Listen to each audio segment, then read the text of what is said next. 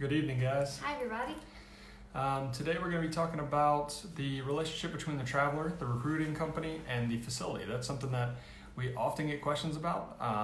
That's sometimes really confusing in the beginning, and so we get questions like, who should I talk to about pay, who should I talk to about time off, all those things. So we want to go through what questions you would ask specifically for the travel company versus what questions you would ask for the facility.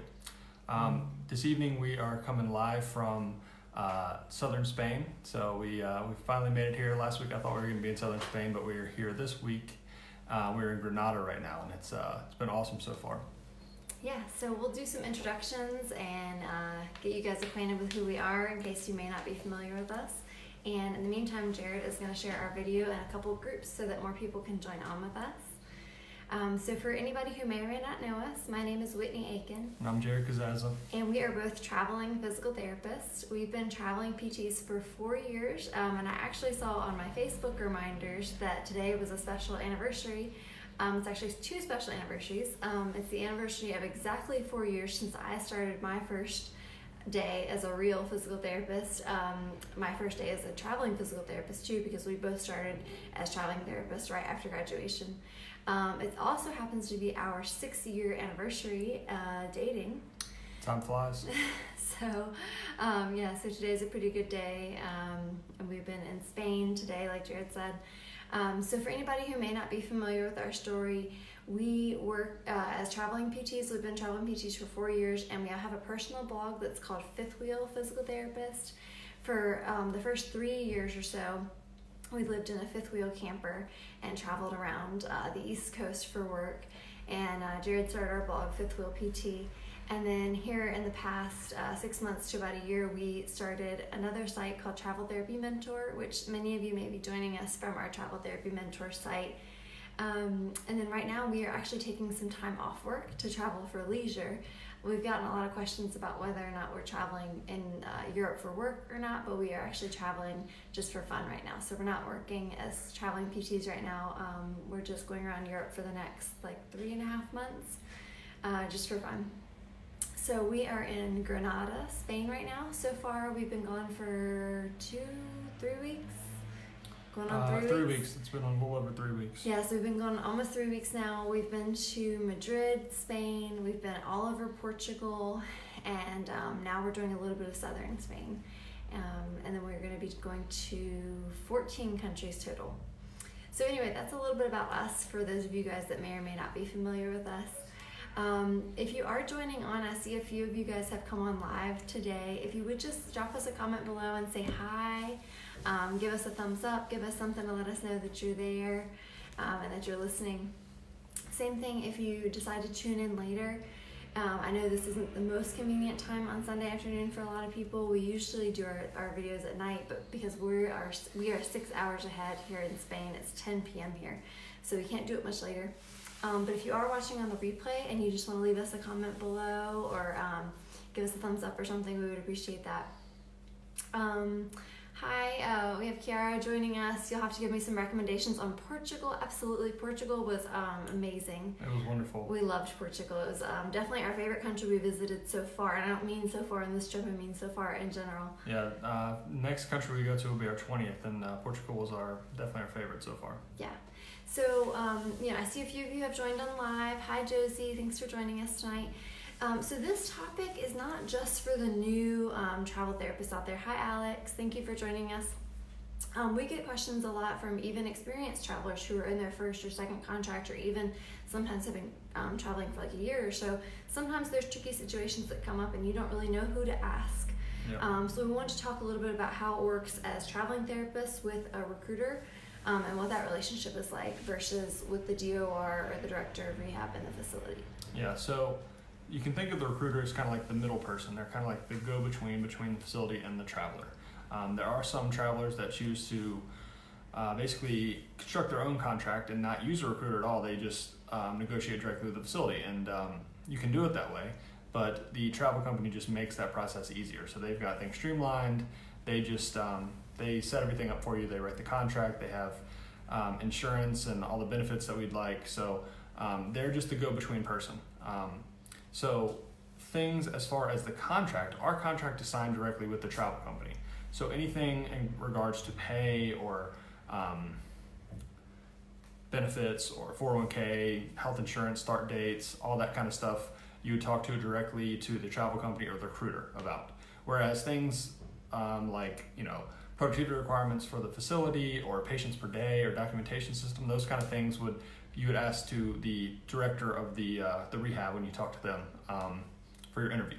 So some of the things are not so black and white either. So sometimes you'll get in a situation where it could be either person, and sometimes the situation, depending on what company it is and what facility it is, it'll change. But in general, we'll just talk about which questions you want to ask the travel company versus which questions you want to ask in the interview to the director of rehab. Yep.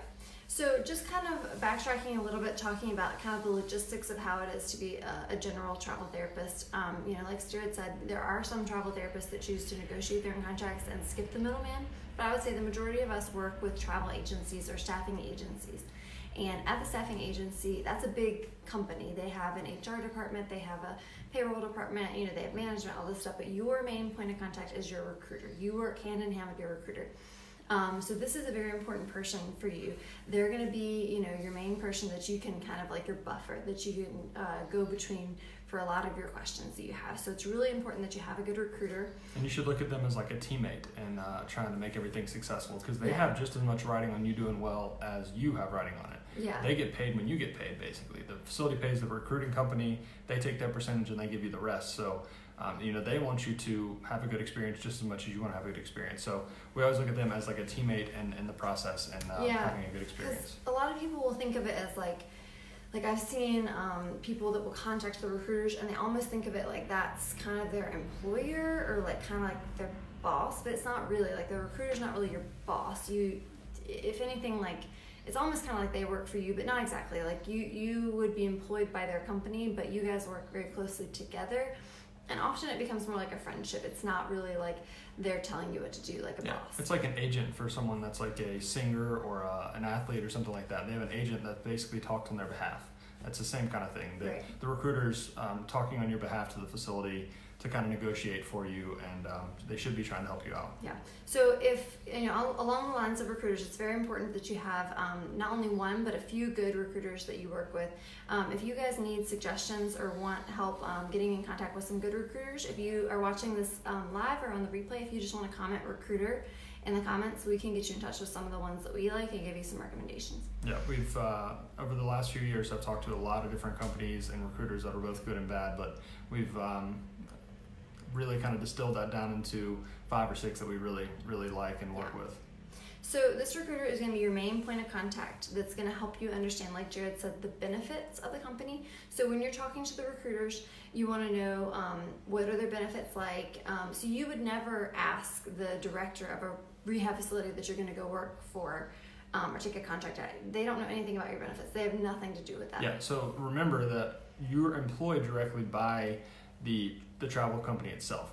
We get questions about this sometimes, and I had this question when we started traveling for things like the public service loan forgiveness. Some of you guys might be familiar with that, and you might be doing an income-based plan and plan on getting public service loan forgiveness. So my question starting out was, what if I work for a nonprofit hospital? Can that time count towards the public service loan forgiveness? And the answer is no, because you're not employed by that hospital. You might be working for 3 months at that hospital, but you're employed by the travel company. Right. The travel company is always going to be a for-profit company. So the hospital, even if it's a nonprofit, that doesn't matter as far as those things. So you're employed by the travel company, not by the facility. Yeah. So for things like pay, you're not going to negotiate pay or benefits or even talk about those things with the facility, because they have no insight on what the travel company's benefits or Right. how much they're paying you or anything like that. Yeah. So there's a lot of things that, like when you're in the process of looking for jobs and getting to know these travel companies, a lot of questions that you would ask your recruiter leading up to getting jobs. So you want to know about like what's a general pay that you see across the board. Of course, it's going to vary by the job, the setting, and location, but they could give you some ballpark figures of what they tend to pay. They could tell you about the benefits. When does my insurance start? Am I eligible to contribute to your 401k? Do you offer reimbursements for certain things like CEUs or licensure or that sort of thing? Where do you have the most jobs? What settings do you see the most jobs? What states? All those things are questions that you would ask the recruiter when you first contact them. Mm-hmm. And again, it's a good thing to bring up here. When you're talking to a recruiter, that doesn't mean that you have to take a job with that person. And that's why we recommend working with multiple, because they're kind of your agent, right? They're looking for jobs for you. So you can be talking to multiple recruiters that are looking for jobs for you, but you're only going to sign the contract with the one that finds the best job for you, right?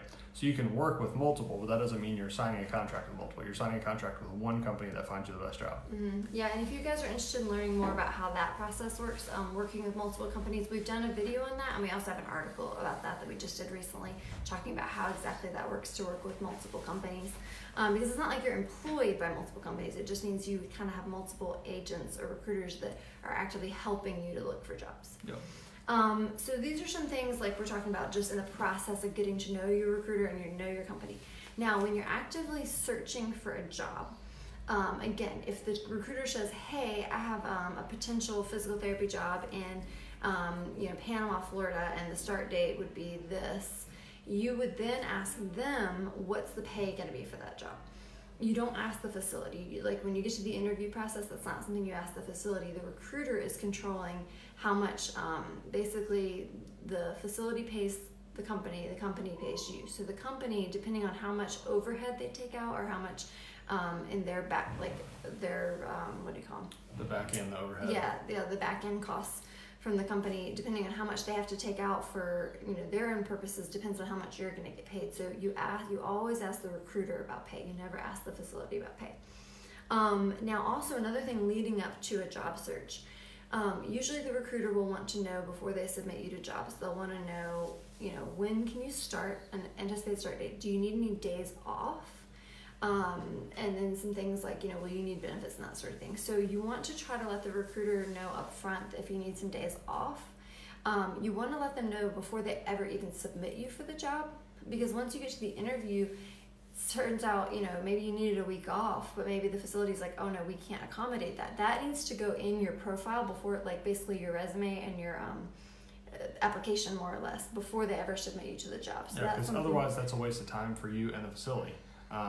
You don't want to set up a time to interview, and then when you get on the interview, you talk for 30 minutes and then find out that it never worked in the first place. So we only interview for jobs that we're almost 100% sure that we would probably take if they offered it to us, as long as there's no red flags in the interview. So you want to make sure that all that stuff is laid out beforehand before you get into the process of interviewing with the facility. Yeah. Now, leading up to a job, the recruiter may or may not have a lot of information about the facility. They might be able to tell you, okay, it's an outpatient job at a hospital, but depending on how much they put out there in the job listing, they may or may not know a lot. You might ask them, well, who's on staff, or what will my schedule be, or what will my dress code be? But the recruiter may or may not know this. We usually try to find out for as much information as possible, whatever the recruiter knows up front. But if they don't have the information, then the next step is to find that information out from the facility. Yeah, and sometimes you can ask the recruiter to get more information, but that's just another step. And sometimes that can put you behind if it's a really good job, because there might be other people that are just interviewing for it right away. So, if it's a competitive area or a competitive setting or something that you think would be good for you, it's probably best, even if you don't have a ton of information, besides like maybe the setting, the location, the name of the facility. We've had situations like that where we go ahead and interview anyway and ask those questions in the interview instead of having the recruiter go back and forth. And it's easier to talk to the facility themselves, because remember that the recruiters almost never have a background in therapy.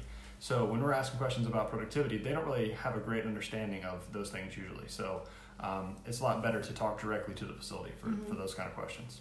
Another thing that it just depends, but typically this is going to be something you ask the recruiter and not the facility, is whether or not this contract is going to have a 40-hour guarantee or a certain number of hours guaranteed. We always prefer to have a 40-hour guarantee on our contract, and what this means is regardless of what happens with the schedule, maybe the census is low or your caseload gets low and they try to send you home early, regardless of what happens, they're still going to guarantee they pay you for full 40 hours because you were willing and able and available to work 40 hours. So you shouldn't get penalized for not working 40 hours if it was the facility's fault.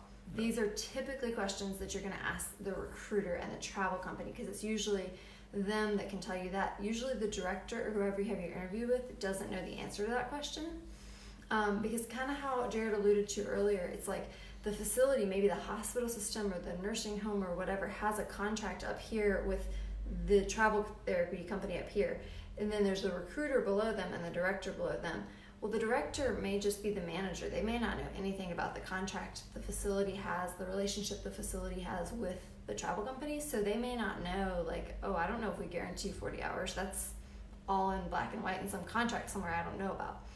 So typically your recruiter can find this out from their manager above them. Yep. And another good point to make here is that since there's 3 parties here, there's the facility, the recruiter, and us, there's 2 contracts. One of those contracts is between the facility and the travel company, and that's a contract that we don't ever see or are not ever supposed to see or rarely ever see. And then the other contract is the one that we talked about, like our last video about what a travel contract looks like. That's the one that we see between us and the travel company. So everything we're talking about negotiating pay and time off and all that stuff is on our contract between us and the travel company. But the contract between the travel company and the facility has all the information about like how much they're actually going to get paid for the bill rate, the travel company, and all those kind of things that are kind of a little bit hidden from the traveler, or we don't really see. Right.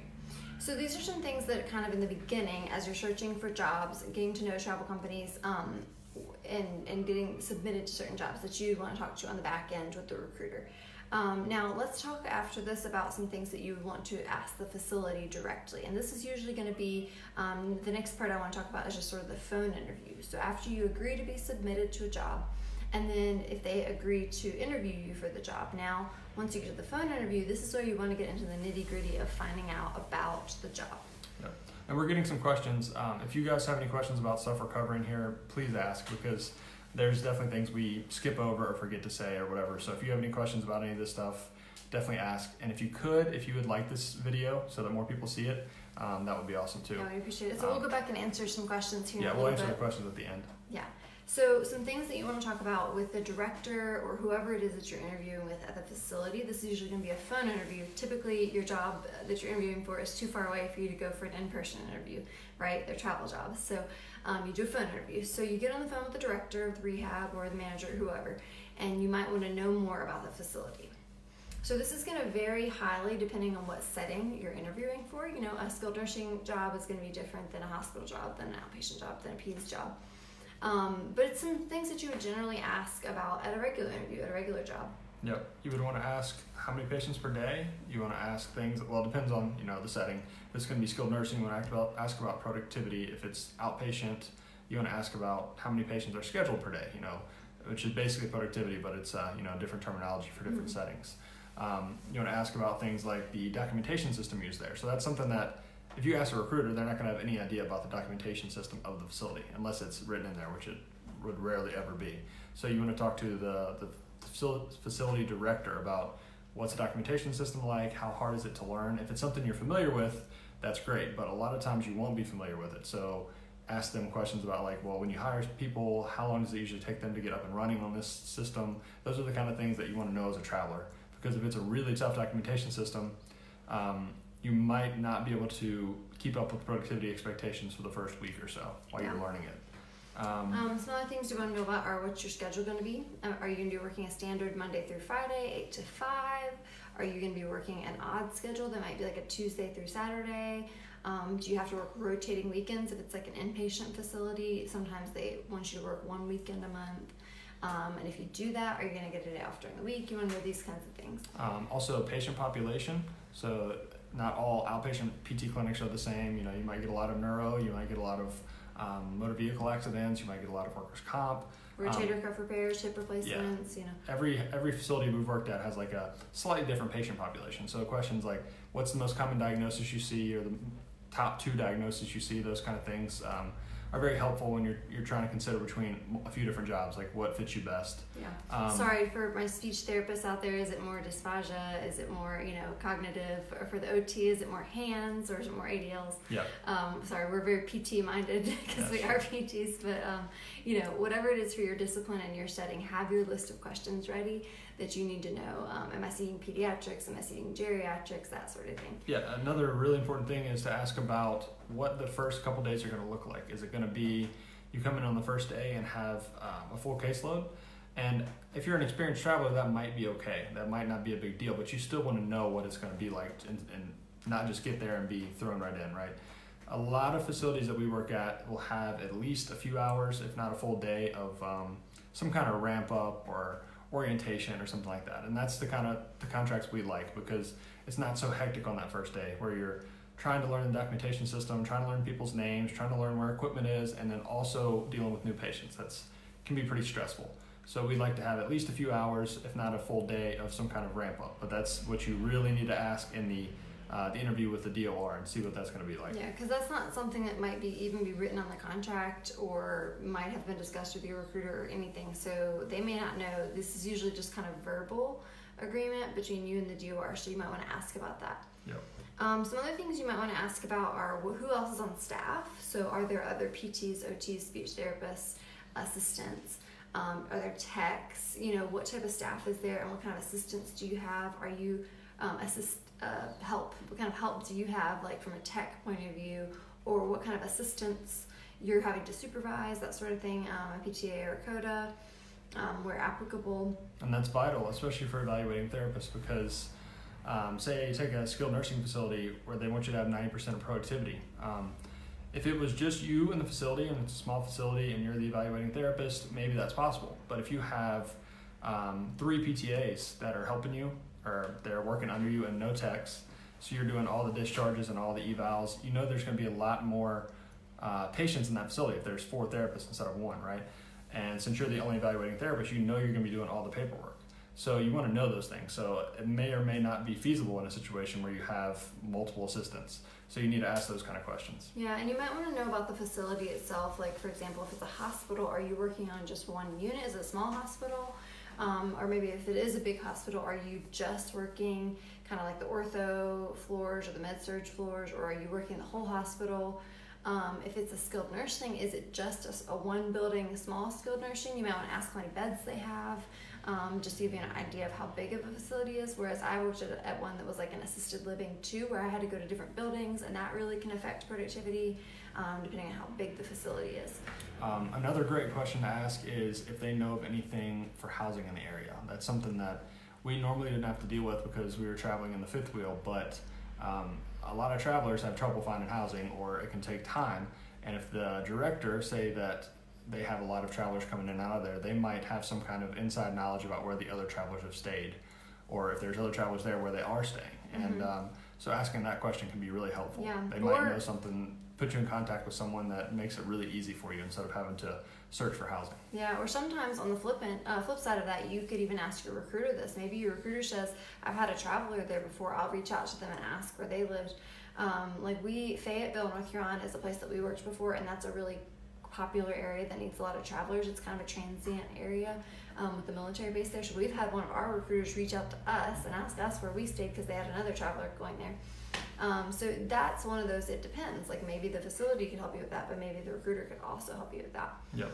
So to kind of recap a little bit, the travel company, basically the the recruiter, you're basically talking to them about big contract overarching things like benefits, pay, all those things. Whereas the facility, you're talking more about day-to-day things that the travel companies aren't really going to know about. Productivity, all that stuff, schedule. And then so when you get down to the actual assignment itself. I had a couple more about this. So prior to accepting the job, the other thing we want to talk about is mentorship. So there's 2 different types of mentorship. Okay, so maybe you want to ask the director if there's going to be any type of mentorship on site. Like this is if you're, maybe within your first year of being a therapist, or maybe if it's a new setting for you, is there anyone there on site that you can ask for help? Now, the other side of that is there might be mentorship provided by the travel company. So the travel company might have what they call a clinical liaison who's available by phone that could help you if tricky situations arise, or sometimes they'll set you up with a mentor that's like another travel therapist that you can contact by phone. So there's 2 different types of mentorship, and one you're going to be asking more your travel company about versus one that you're going to be asking more the facility about in terms of, they may not call it mentorship, but at least have someone there you can ask questions. Yep. The other thing I want to talk about is I mentioned the days off that you want to have that put in, like your application, basically your profile when you're being submitted for a job.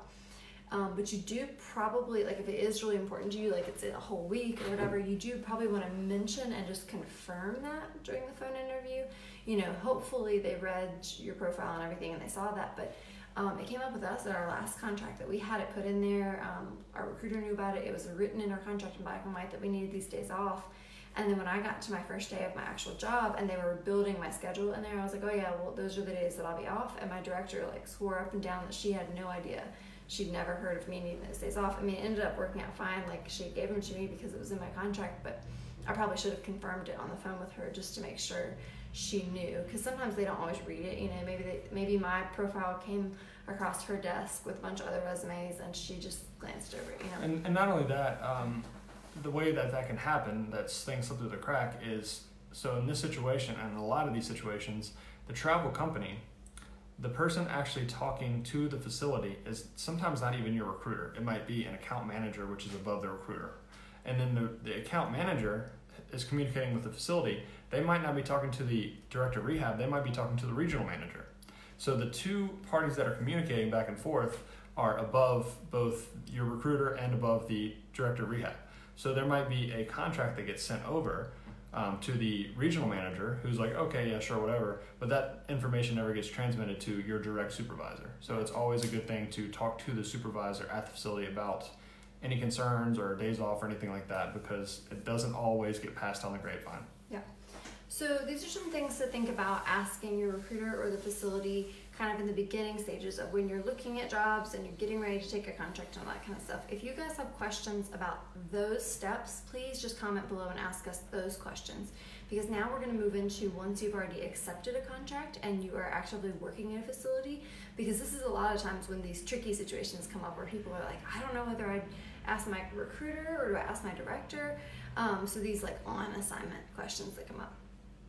Okay, so when you're on assignment, basically, day to day, it can vary highly. So we've worked at places where we have a direct supervisor that works with us day in and day out. Maybe they're also a treating clinician. Like at my last place, my director was also a treating PT that works there with me. So if I had a question, most of the time I was just gonna ask her because she was just right there, and we had a good working relationship, and there was a good stream of communication day to day. But sometimes we haven't had that. There's been times where sometimes there won't be any manager there at all, or sometimes there will be just one director over multiple clinics, and they're not even in your clinic, so you almost never even talk to that person. And it's and those situations can be a little more tricky. Like, do you try to contact them, or do you contact your recruiter and have the recruiter contact them? And it really depends on the situation and your relationship with your recruiter, as well as your relationship with whoever your supervising manager is. But yeah, so I mean, it could be anything. Let's just give some examples. Okay, we talked about days that you had off already, that you'd agreed upon, but what if something comes up? What if you get sick and you need to make a doctor's appointment? Or what if, during one of my contracts, my grandma passed away, or became ill and subsequently passed away, and it was very urgent. So this kind of, again, it just sort of depends. A lot of times it's going to be, if you have a good working relationship with your person on site, you'll just go straight to them. But if you don't, you might have to go above them and go to your recruiter. Okay, I worked at one contract where I knew I was going to need to make a couple of doctor's appointments, but I didn't know when. I needed to get my annual exam and my dentist appointment and stuff like that done, but I had a really good relationship with the DOR, and he was just like, yeah, just let me know, and we'll just, work it in.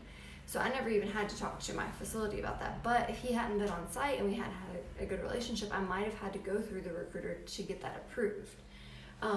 Whereas the emergency with my grandma getting ill, that was just very much the manager that was there that day. I just ran to him crying and said, I'm leaving now, I have to go. And he said, okay. And then, later the next day or whatever, I did talk to my recruiter on the phone so that we could arrange and make sure everything was okay. And I ended up having to have a phone call with the regional to figure out the days off and that sort of thing. So it just sort of is a case-by-case basis with those types of things. But in general, the day-to-day things are going to be going through the facility, as long as you have that situation, that relationship we were talking about. There are situations where once we get the contract and we start at a facility, we don't talk to the recruiter at all for months at a time. So everything should be going through the facility, through the director of rehab or the manager or whatever, because ultimately they're the ones that are actually taking care of things, setting up your schedule, all those things. So you can talk to the recruiter, but the recruiter's going to have to go through the director anyway. So as long as you feel like comfortable talking to the manager or the director, then just talk to them directly and try to figure those things out. But if you don't have a good working relationship with them and you feel like you're having an issue with the facility, like an ethical problem, or it's something that you didn't agree to, like maybe you agreed to only work in this building or you agreed to only work this schedule, but then when you got there, the manager is not friendly and not helpful and is telling you that they have these other expectations for you. Okay, this might be something where you need to go around the director and talk to your recruiter and say, this isn't what I agreed to, this isn't okay, what can be done about this?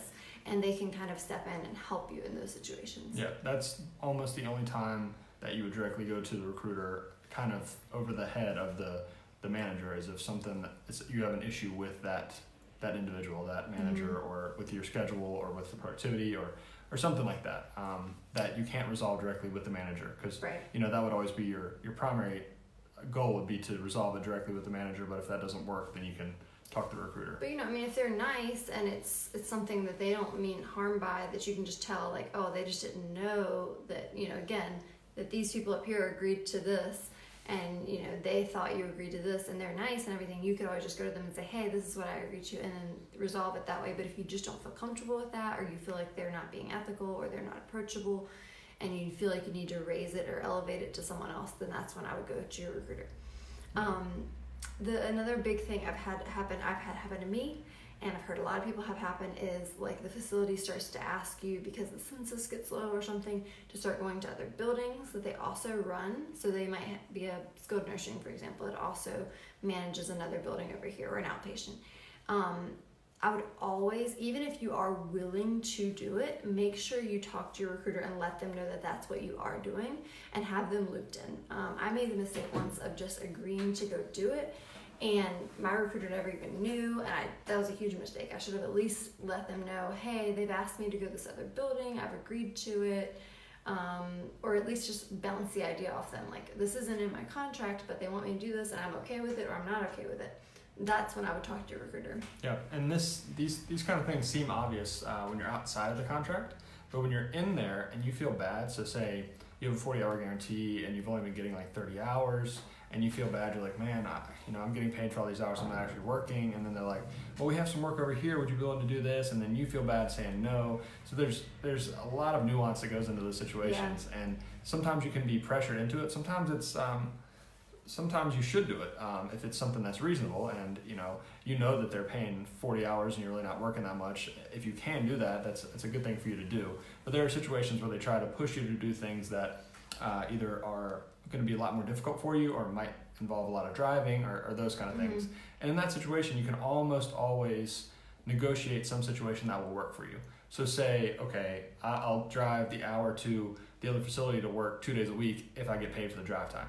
Those kind of things, you can sometimes negotiate that. And a lot of times the facility will be kind of desperate in that situation because they already are paying you for hours that you're not working. So it depends on the situation. That negotiation happens with your recruiter. You never talked about pay with your DOR or anything like that. You never would say to your DOR, sure, I'll go to that building if you guys will pay me more. It's not going to happen like that. You would just say, well, let me discuss it with my recruiter.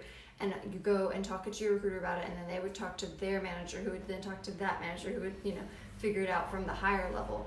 Because the facility director or manager almost never has anything to do with your pay.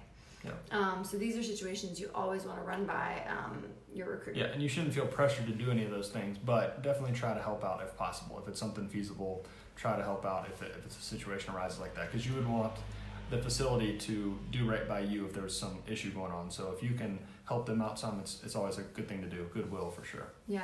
Something else I want to talk about is negotiating contract extensions or doing contract cancellations.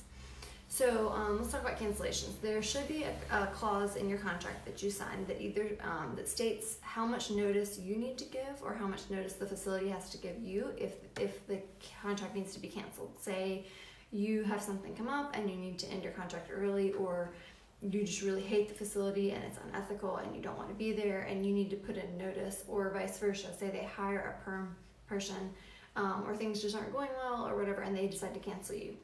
So usually this is either going to be 2 weeks or 30 days.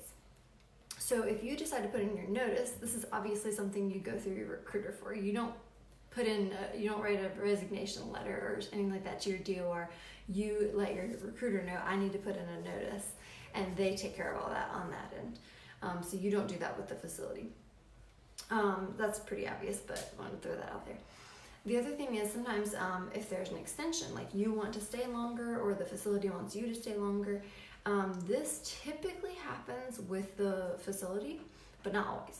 So sometimes the facility might ask you, hey, we could use you a little longer, could you stay longer? And then if you could either just talk it out with them, or if you want to put them off for a little while and talk to your recruiter about it first, just say, I'll let you know, and then go talk to your recruiter, because maybe you're trying to negotiate more money to agree to stay. And if you don't get more money, you're not going to stay, or something like that. Yeah, and you always should try to get a little bit more. At least we usually recommend somewhere between $40 to $80 a week, something like that, extra on an extension. So yeah, and that would be negotiated with the travel company, not with the facility. So Yeah. you'd want to talk to your recruiter about that and about some kind of bonus or increased hourly pay or reimbursement or something for Yeah. Or compensation. sometimes we'll say, like, if you were reimbursed for something in the beginning, like beginning travel or your license or things like that, that same amount get reimbursed for on your extension.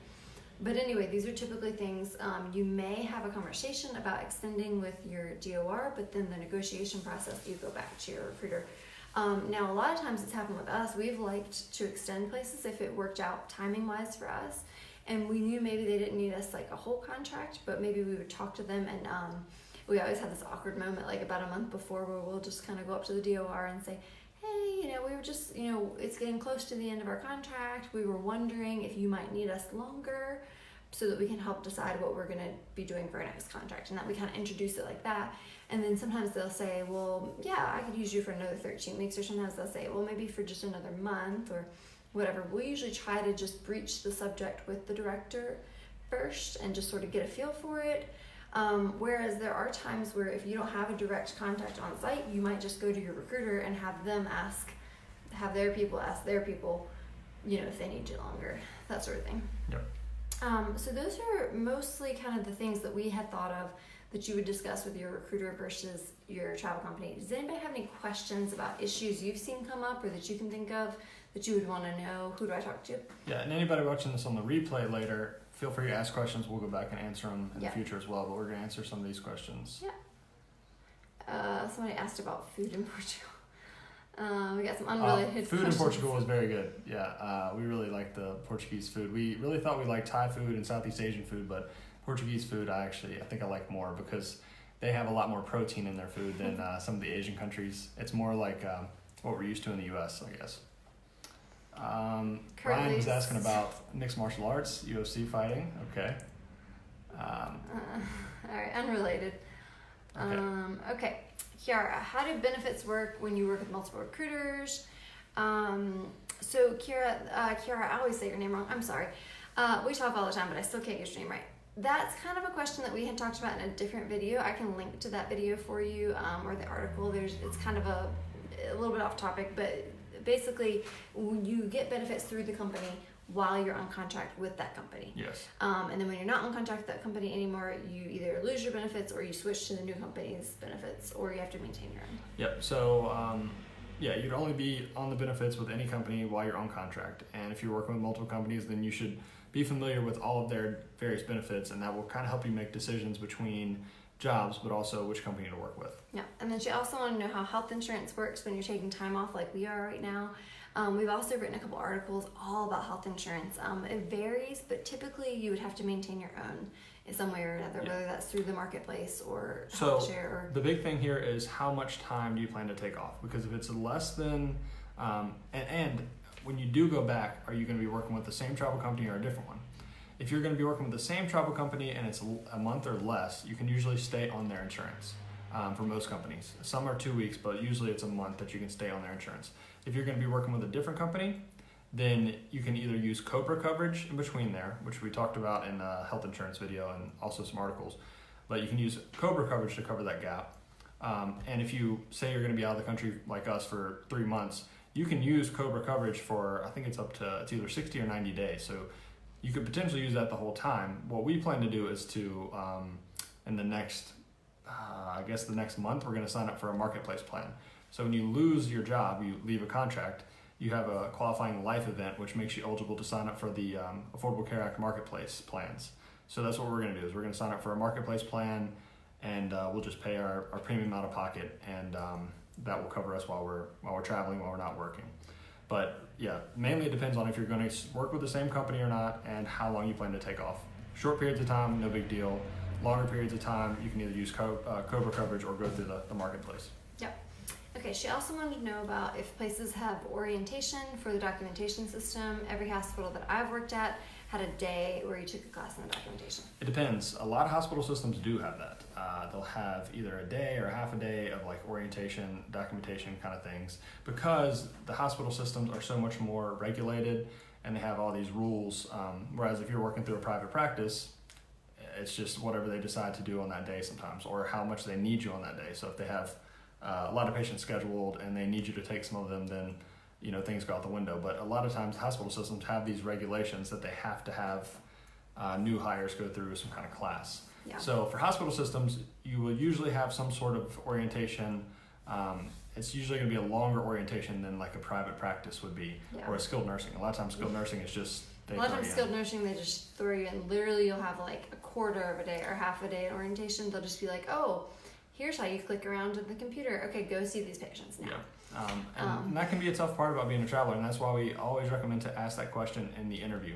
Because if the director seems very rigid and like they're not willing to work with you as far as trying to get up to speed with the caseload, and you're expected to go right in there and work on a documentation system that you've never seen before and see a full caseload of patients your first week, it's really tough. It's a stressful first few days, because you're asking questions about where do I go to document this, and you're trying to work with the people and maintain good productivity and also figure things out. Yeah, like where do I get the socks, and where are the extra linens, and where? So you want to try to avoid those situations if possible. And most directors, I would say, are pretty reasonable about that, either giving you some time or understanding. Like I think most of the people we work for put themselves in our shoes, and they're like, I mean, I wouldn't want to go into a situation where I have to see patients and learn the documentation and learn the facility and all that at the same time. So they usually give you a few hours. And sometimes it's not, when it's not a hospital and there's not an actual orientation class, it might just be that they pair you up with a clinician. Maybe it's the director, or maybe it's another person of your same discipline for half the day, and they just sit with you side by side and explain the documentation system to you. It might not be a whole class, but it just very much depends on the facility, and it's a very good thing to ask during the interview, kind of how much ramp-up time there will be, orientation, that sort of thing. Hey Melanie, hey Jeff, good to see you guys. Hi guys.